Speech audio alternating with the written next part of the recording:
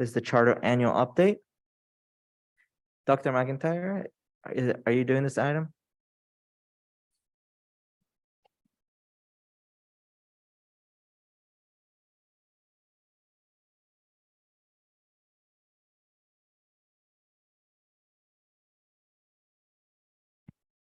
Thank you, Mr. President. I'm actually coming down here because I'm co-presenting with our charter office coordinator, Margarita Romo, this evening. I have to say it's been a pretty interesting year in the charter world. So we will do our best to meet our time commitment. She just put our timer down in front of us. And so I've been instructed on how many minutes per slide I've been allowed as a team member. Do you have the ability to pull up a slide?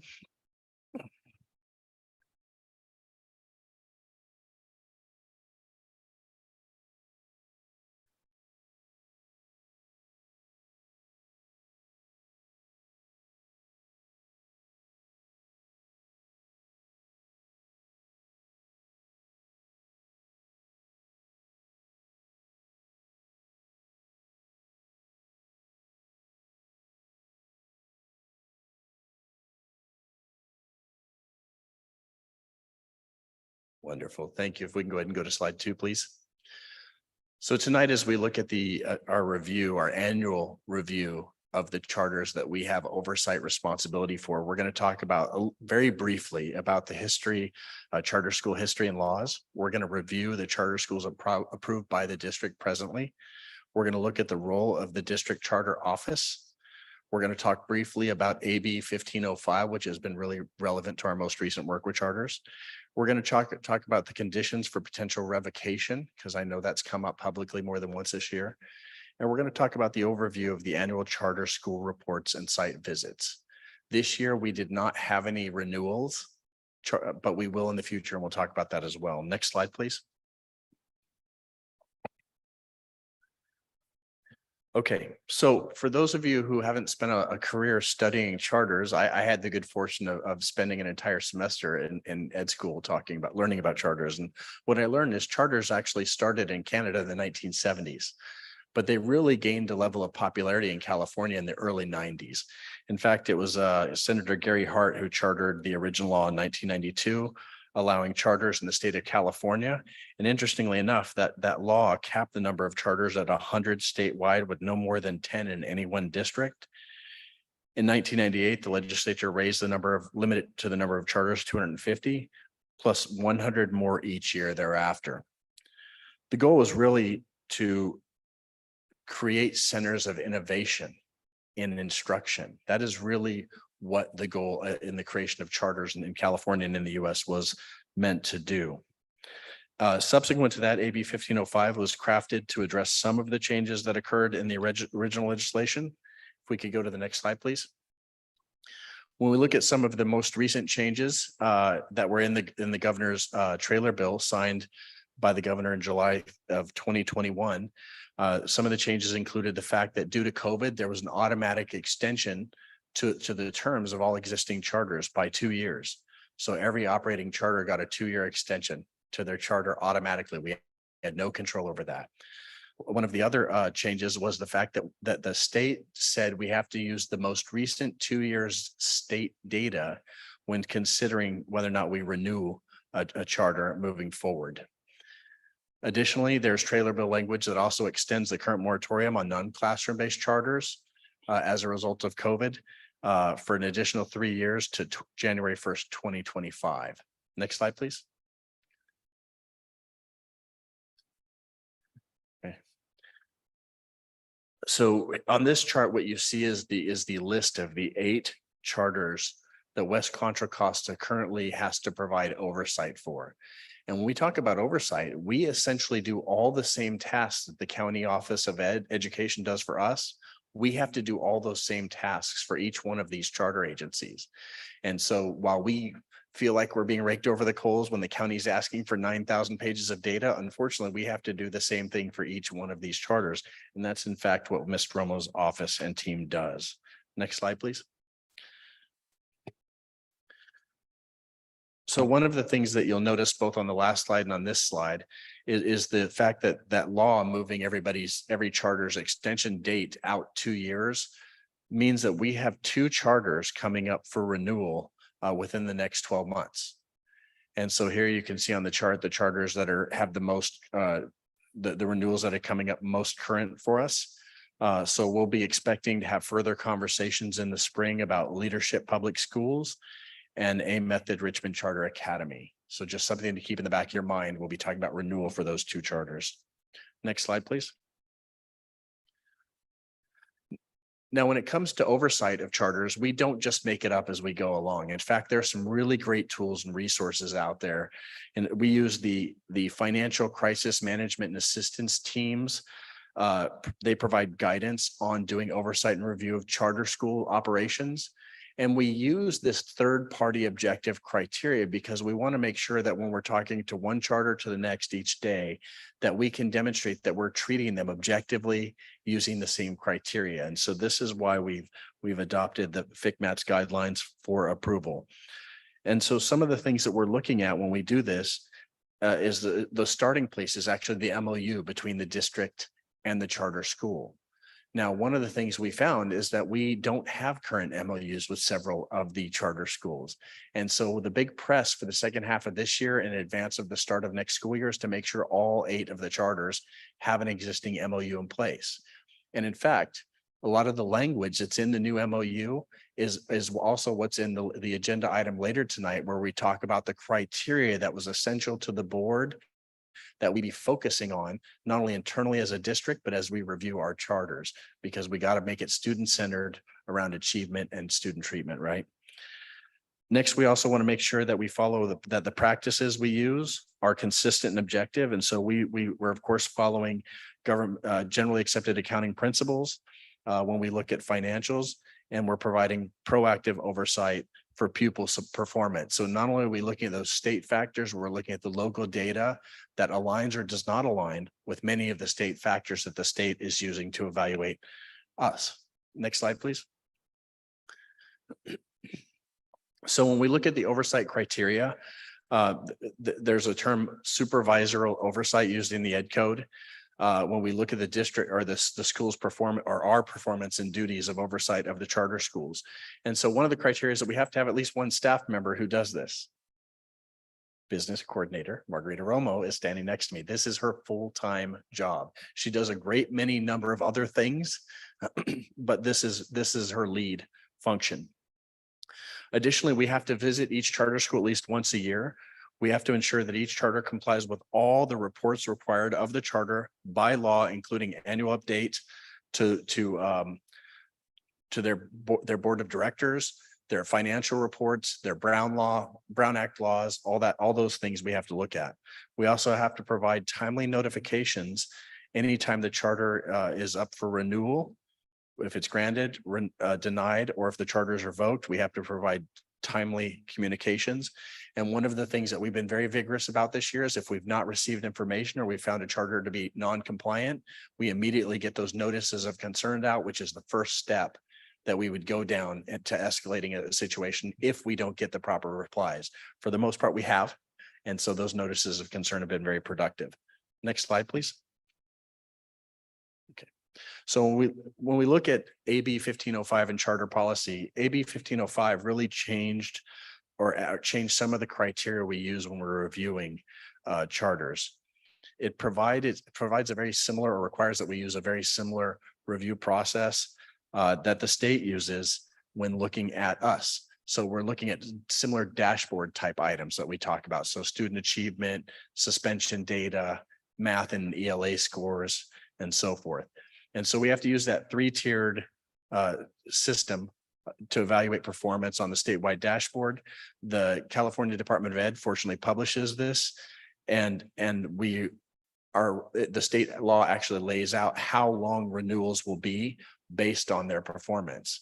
And so absent some criteria allowing us to say no, if the performance is really high, then a renewal is automatically 5 to 7 years. If the performance is in the middle, it's assumed to be a 5-year renewal. And if the performance is low, it can be anywhere from 0, meaning revocation, up to a 2-year renewal. So basically probationary on the renewal factor.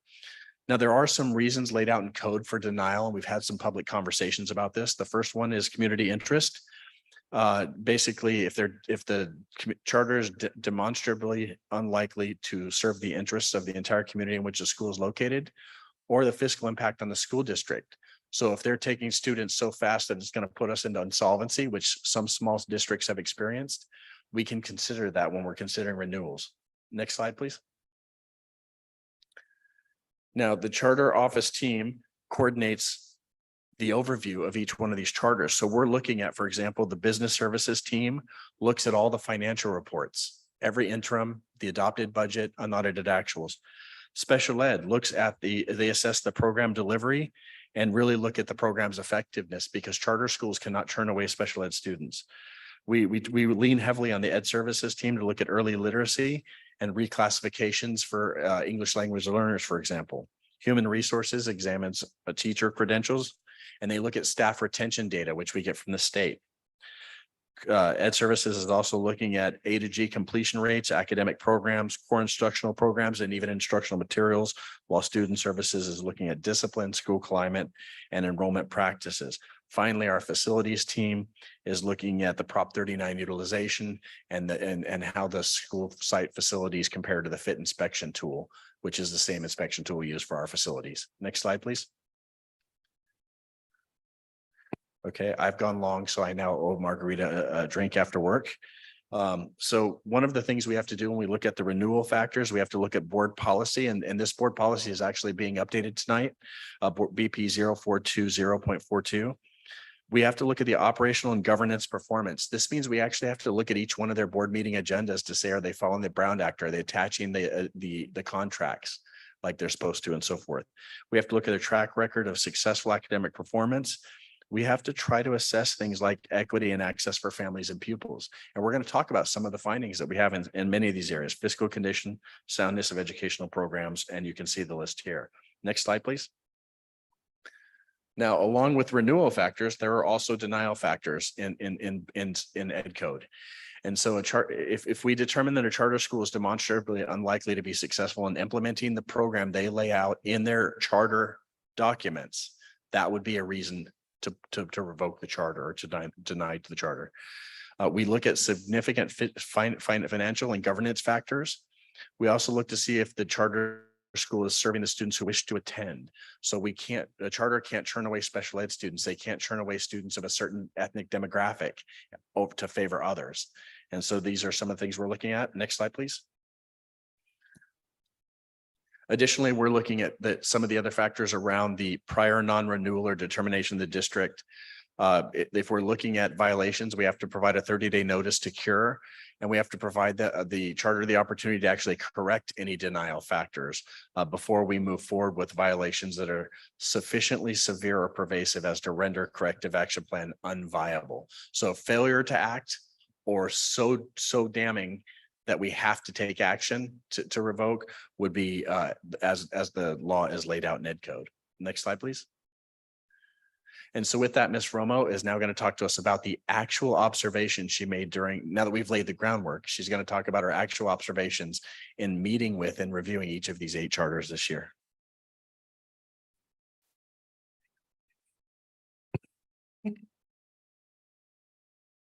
How's my volume? Thank you, Dr. McEntire. Good evening, board and superintendent. My name is Margarita Romo. I don't know that I've presented in front of this board before, so I'd like to share with you that this week marks my sixth year working in the district in the business services department. And I am a product of our schools. I attended Mira Vista, Adams, and Middle College, so I'm glad to be here working in the community that I'm from. Today, I'll be going over the charter annual presentation and a lot of data from the 21-22 academic year. This data was pulled from DataQuest, from the CDE's website, and it was pulled within the last 3 months. A lot of this data is reflected what's in the annual report. Next slide, please. Actually, let's go to the previous slide. So I want to take a minute to read through the red text on this slide, just because I think it's very important.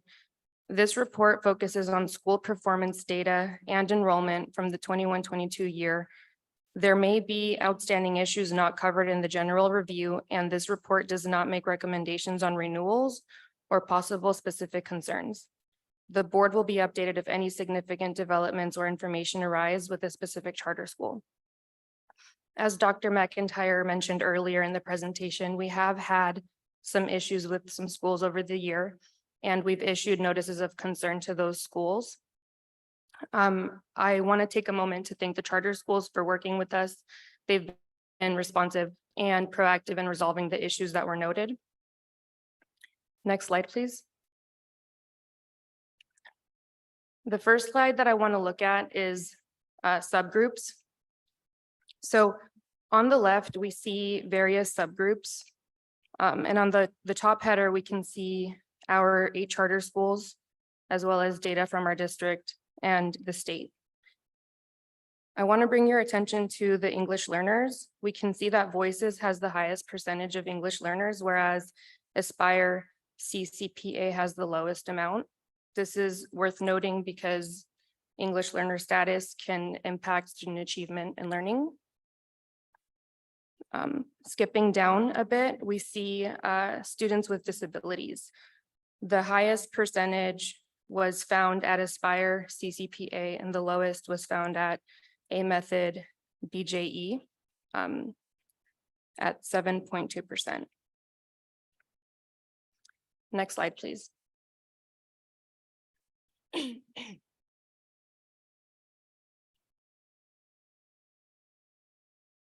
Next, I want to take a look at ethnicity at charter schools. There is a lot on this slide, and as you may have noticed, the bold red circles highlight the largest percentages, and the finer circles highlight the lower percentages. Richmond College Prep has the highest percentage of African-American students, whereas Voices has the smallest. African-American students are not enrolling in charters and are leaving the district. This is a trend we've kind of noticed over the years. Leadership has the largest percentage of Hispanic or Latino students. And on the next slide, we have collected data to better compare data from charters to the district. Next slide, please.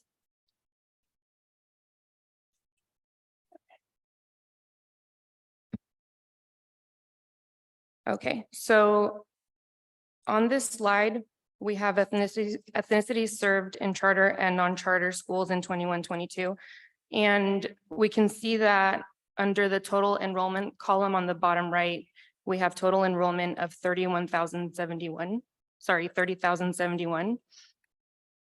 And jumping to the top line, we see that African-American students represent 8.5% of that total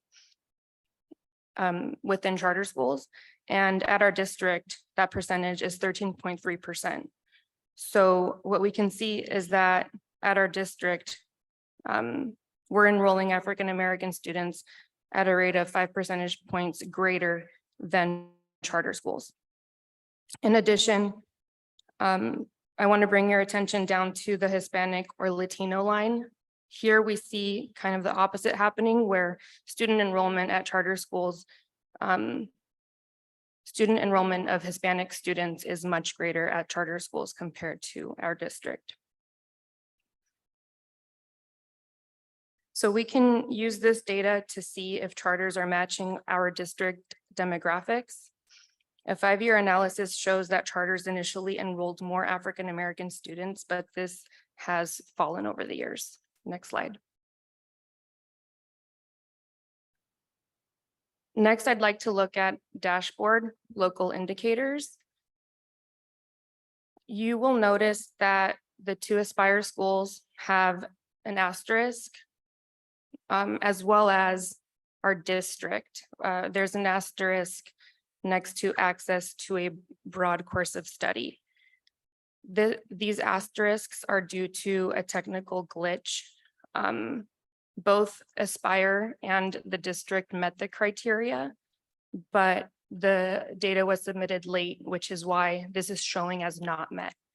So what we can see here is that our district, as well as all of our charter schools, except for A method BJE and A method RCA, are meeting the criteria. Next slide.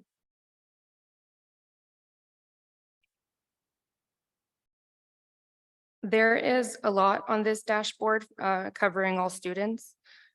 On the left, we see our schools, the district and the state. And on the top, we have various categories such as chronic absenteeism and English language arts, to name a few. So for the first two columns, a low rating would be good. Whereas with the last 5 columns, a high rating would be good. So low chronic absenteeism is a positive and high graduation rates are a positive. Next year, the schools will need to compare favorably toward the California average. And on this table, you can see who has and who has not met the mark. Next slide.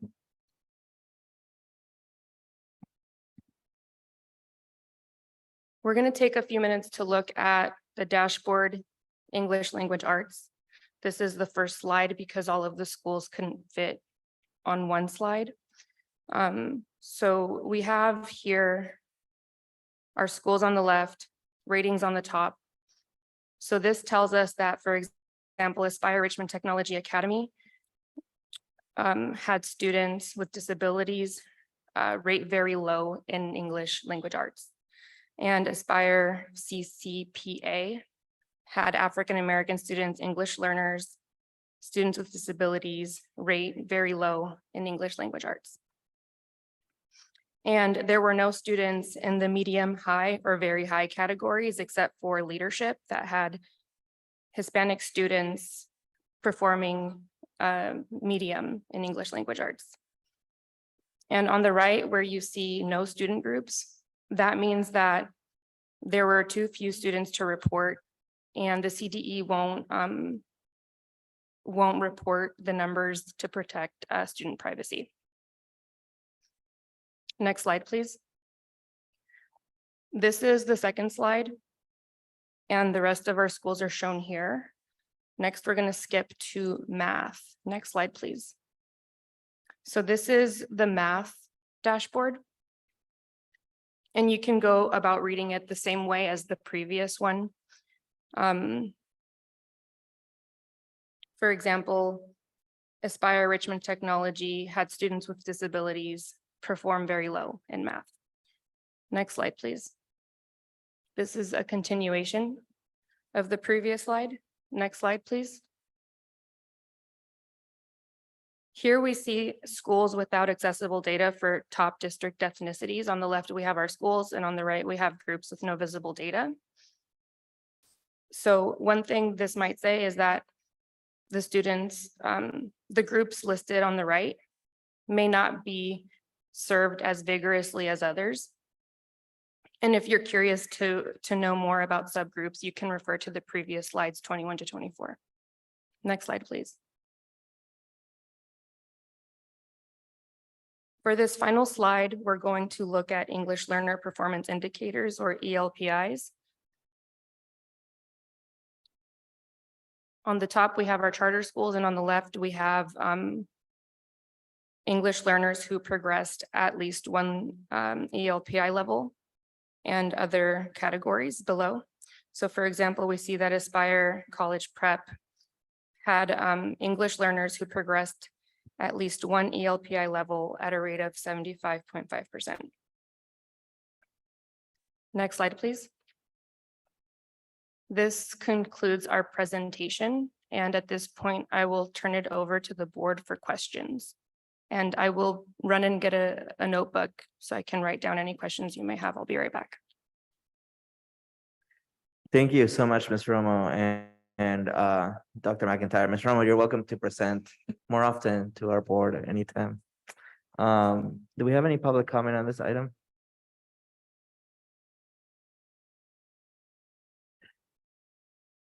We have no public comment. Thank you. Board, does anyone want to start with questions? Trustee Phillips, sorry. Thank you for the presentation.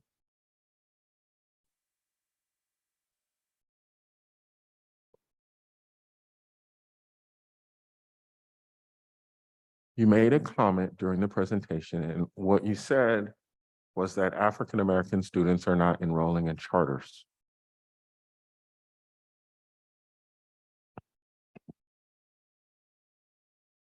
And I'd like you to unpack that a little bit. So is it that they're not enrolling in charters? Or is it that they're not applying to the charters? Or is it that they're applying and that they're not getting in? So can you, that statement that you made, because it could be any of those things, right? Or a combination of all. So can you unpack that statement? And if you can't, that's okay. But then my second question would be, can you go back and try to figure that out? This was actually a really great conversation that we were able to have, the two of us this year around this particular topic. What the data suggests is that the propensity of enrollment of African-American students in charters doesn't match the same statistical population we see within the school district. And so the kind of conversation where we had to lean is there's not really a mechanism in the regular inspection tool to suss that out. So we were trying to discuss what our follow-up steps would be to really try to answer what the driving characteristics are. Are African-American students choosing to apply at a lower frequency? Are they feeling welcome or not welcome? And that's why the populations are dwindling at a faster rate than they are for us locally as a district. So we do want to get to the bottom of that, because if you look at the data, for example, the Latino data has grown quite quickly over the last several years, while the African-American data has been dropping off. So the driving factor, is it access? Is it welcomeness? Is it culture? We need to get to the bottom of that, because all of our students need to feel safe and welcome at, whether it be at our schools or at our local charter schools.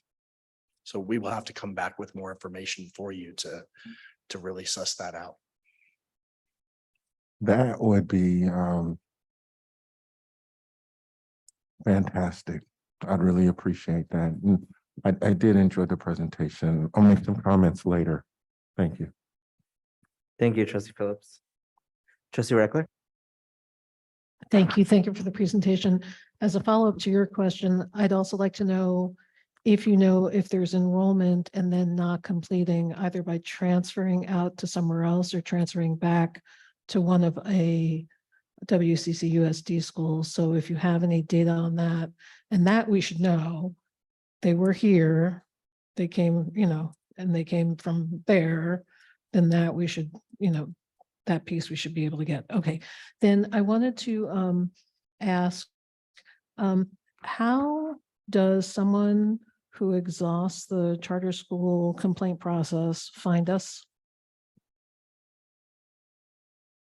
Well, do you want to talk about what your experience has been receiving complaints, and then I can certainly talk about what the second step has been. So anybody with a complaint regarding a charter school can call or email me. I speak with parents on the phone somewhat frequently, and I receive their complaints. I will write them down and forward them to the school, or if the school can't address the complaint appropriately, I'll escalate it to the appropriate level within the charter organization. And I will follow up to ensure that the issues are resolved. How did they find you, though? Are you just known as the? They will usually call the district number at any of our offices, and my information is on our website. So one way or another, people find me. Okay, and then I wanted to unpack disability a little bit. So my understanding is, it's special ed disability. So my understanding has always been that disabilities that might be under speech or might be in charter schools, but yet autism or emotional disturbance or some of the more intense support needing types of students and classifications might not enroll. Do you know that? And do you disaggregate that data and check for disaggregations? I would say that charter schools cannot discriminate, and meaning that they have to accept students regardless of their disability. And that's part of their responsibility to offer and support. When we've reviewed, because this is like a long time ago, because a lot of these charter schools have been around, we've reviewed the special ed sections, and we give feedback when we see that level of, I would say, bias. But every charter school has to consider a student with disability, and that's part of their responsibility to provide the service.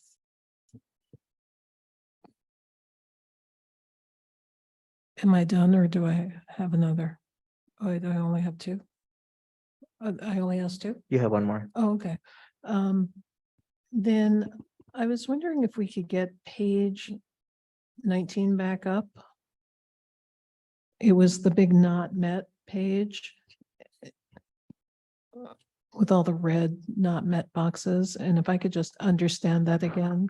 So is it true that all of those schools on the left really had not mets, and that was not due to a submission error? It was only the bottom line. Yes, that's correct. It was due to a glitch in the system. Okay, so that's due to, so all of this red is due to a glitch.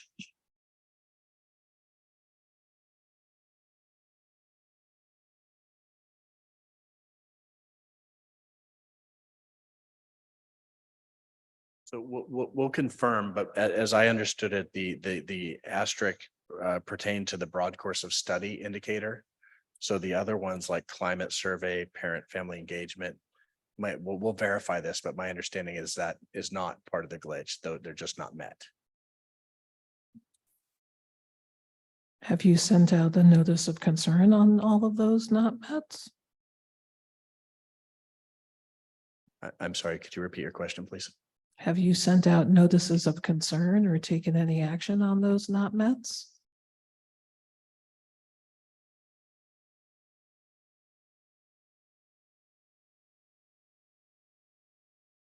No, ma'am.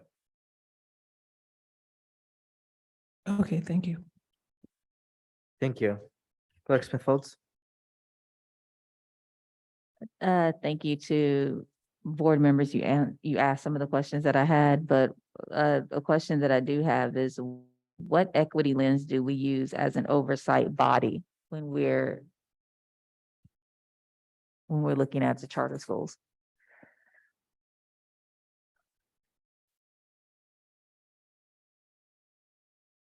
If you need me to be more clear, just ask me, because then I won't use my question. I believe I understand your question. I just want to make sure if Ms. Romo had a response that I didn't step in front of her, because she's really doing a great job tonight. Okay. So we use the FICMAT tool for an objective overview. And one of the things that not only did we notice was kind of a shortfall, but so did the board, and they provided legal direction on updating our board policy because they excluded some of the equity lens considerations. And so this is why when Ms. Romo and her team were going through and having the meetings and meeting at the school sites and looking at the data by subgroup, where we were starting to see concerns around, for example, demographic trends, it was really starting to raise some flags for us, because like the question remains, do African-American students feel safe and have true access, or is there something driving them away? Is there a preference for Latino students that's driving them in at the expense of any other groups? I'm not accusing anybody of anything. These are questions that we need to look at to make sure that there's proper access and meeting the needs of each individual subgroup. So part of what we've done is we've brought forth a revision of the board policy that attempts to better address the equity, the lacking measure of equity in the process as we approve, renew, and review charters annually. So that has been a bit lacking. And I would say the FICMAT tool that we're using on its own, while it's an objective tool, really doesn't address equity in the ways that I think this board has been vigorous in doing. So I think from a governance perspective, there's probably an opportunity to share the tool and maybe even consider a board subgroup for revisions or additions to the tool. So that to ensure that as our team is getting out there, because it's not just Ms. Romo's coordinating the entire team, many of whom are cabinet members, to do this review. But she also provides the instructions on how to do the review. And I think so if we were able to share some of that, I think we could suss through some of the equity lens conversation in a more meaningful way across the charters than we currently are. I think there's room for growth and improvement. Thank you very much. My second question is, did I understand and please correct me if I'm wrong, did I understand that there are 30, how many students are in, well, let me ask it this way. How many WCCUSD potential students are there in charter schools and in West Contra Costa? Approximately 6,000. Okay, so there's 6,000 students that would be in our WCCUSD schools, if not but for the fact that they're in charter schools.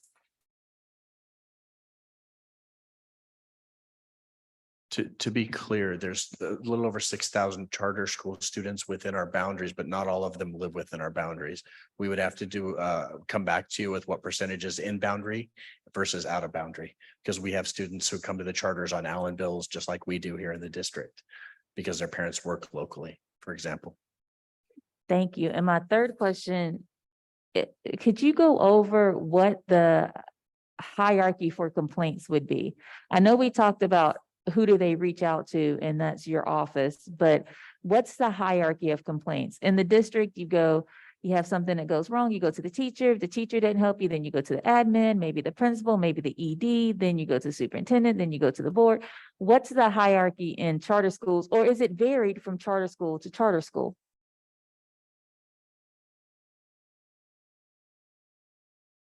So part of the reason that we're pushing so hard for the MOUs, because the MOUs that we want to have in place for each of the charters does spell this out very distinctly. Many of the charters, the actual charter document, do spell these out, but they're not uniform from organization to organization. However, I would say our experience has been that there's usually some attempt to resolve the issue locally. And we're talking about one school versus a system with many schools like we have here. So, you can't always guarantee that it'll start with a teacher. Sometimes it may start with a principal or other administrator, depending on what the driver of the situation is. But if it can't be handled locally, then almost universally, people find their way to Ms. Romo first. And I would say Ms. Romo's success rate has been pretty high in actually making sure complaints are resolved, because sheer dogged tenacity in my experience in working with her. I would say the number of complaints that have come to me or come here, think to the board, because that's really what's going to happen. If we don't resolve them as staff, they come here. We've had 2 this year that have come to this board. 2. And they were both pretty serious allegations.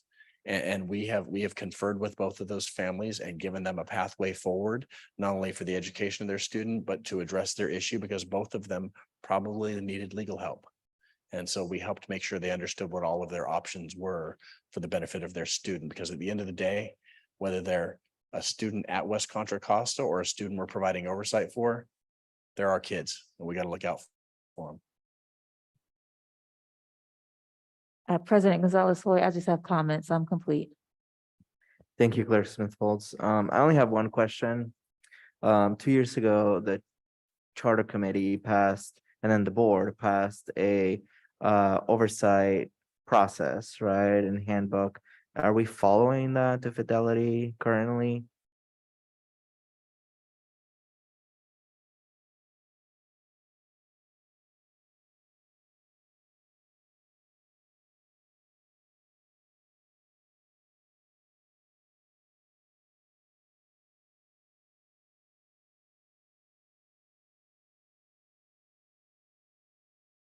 Are you referring to the charter manual that was drafted about 2 years ago during this time? Yes, I believe so. I believe for the oversight piece, there are various documents that were listed there that need to be collected for oversight purposes. Is that the part you're referring to? Yeah, so I mean, we passed a more comprehensive oversight process, right, than other districts. And I guess I'm wondering if we're following that currently, or are we just following the FIGMAC recommendations on oversight? We look at both. I would say that we're looking at both. Okay, thank you for that. Okay, board, we're gonna go with comments. Trustee Phillips, we'll start with you.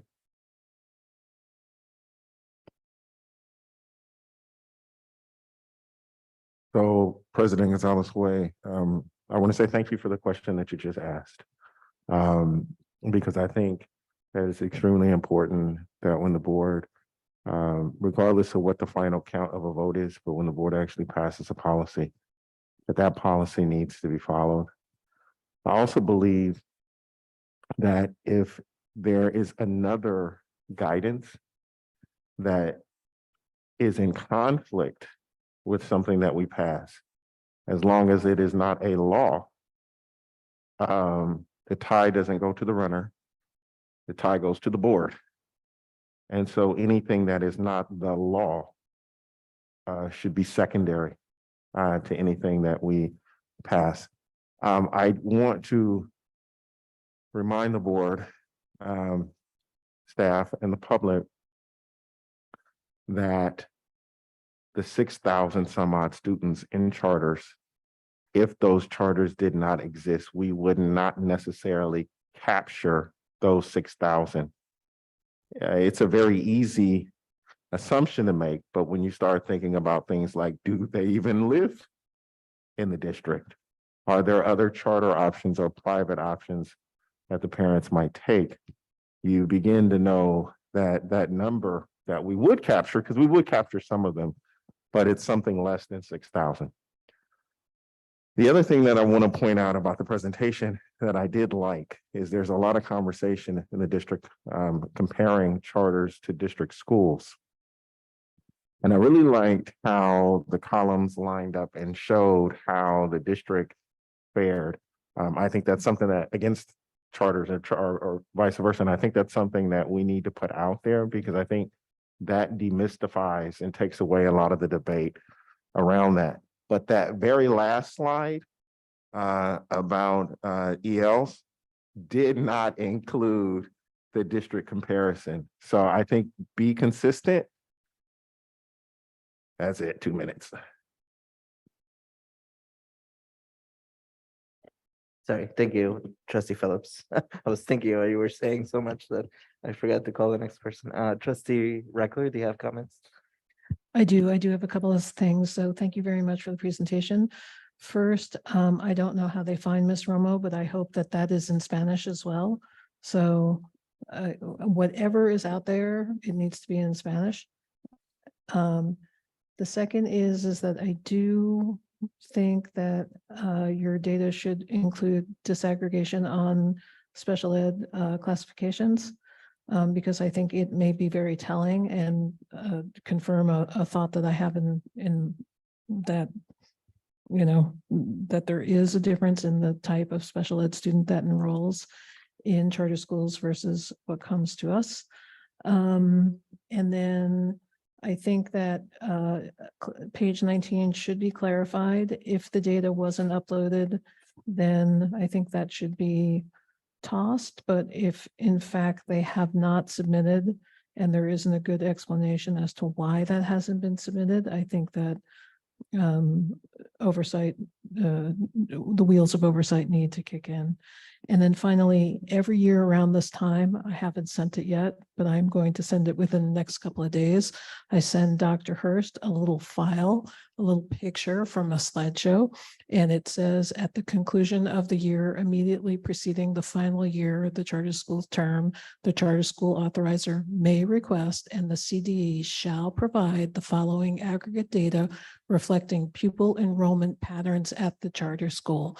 And the reason why I always send it in is because when you determine whether to grant renewal, the chartering authority shall review this specific data from CDE in terms of what is going on with student population. So within the next day or two, I literally have this calendared for the end of June, and I send it to Dr. Hurst, and I want to ensure that that data starts coming back because we have schools that are coming up for renewal. Thank you. Thank you. Clerk Smith Folds. Thank you so much for the presentation. I want to make sure that we are dotting our i's and crossing our t's with everything that we're supposed to be doing as an oversight body when it comes to our charter schools. The other thing that I want to ask for help with data with is, are we doing, when a student leaves a charter school and comes to our district, do we ask why? Why are you coming back? When a student leaves our district and goes to a charter school, are we asking why? If we can start gathering some of that data, then we can start making some real concerted effort to keeping our kids from leaving and then making sure that we keep them when they come back. So it's one of those things that, again, it's just a matter of setting those processes in place to where we are doing the exit and the entrance surveys or interviews or somehow collecting that data. It's disturbing to me that there are 0.90 African Americans at Voices. That's disturbing to me. It's disturbing to me that when we pull up the chart, there's a whole lot of things that have not been met, a lot of red. That's disturbing to me. It's disturbing to me that there is a narrative out there that the charter schools do more, give more than what our WCCUSD schools are doing, and that's not backed up in what we just saw. So if the goal was to provide innovation, my question is, how innovative are our charter schools? Or are they just better with PR? Are they just better with public relations? Are they just better coming in and grabbing our kids? So I would like us to really do deep dive work into that. And I would like to hear from the charter department more in our district, more than once a year. I would like them to come back more regularly to talk to the board. I'm complete. Thank you, Clerk Smith Folds. So I agree with everything the board has said. I mean, I would love to get more data, Ms. Romo and Dr. McEntire, Ms. Moses, next year, just around the students. And really, Ms. Chamberlain, you're in the back, and I know you actually handle this piece too. I would love to see the data of students that come into our district from charter schools and which charters, and to actually utilize that into our reports. Because I hear constantly from Richmond High School and from other high schools that they get tons of students throughout the year from specific charter schools. And honestly, we should use that also as a tool to hold them accountable, because if they have tons of students that are leaving, even if it's 5%, right, that's a large amount, and we need to know that as authorizers. So thank you, Ms. Chamberlain. I'm looking at you for that. Also, Ms. Romo, I would love to see more data around climate and suspensions and graduation rates and A3G requirements. I really want us to dig deeper on the data. Ms. Neely Johnson, I guess now it's also Director Fleshman. I actually want us to dig deeper on the special ed data, because I really do think that some of our charter schools blow up our spare data when it's really very small services that they offer. It's not the same data that we offer. So I want us to dig deeper on that SPED data. If I'm wrong, I'm happy to be wrong, but I think that we have to be accurate in our reporting. So I would love to actually just go deeper on that. And then I was also alarmed with the numbers for Aspire, for English language learners, and foster on homeless youth. That is pretty alarming to me, that they have, such small amount of individuals in those areas, students in those areas. And of course, our African-American numbers really in a lot of our charter schools, especially voices. So thank you. That's it.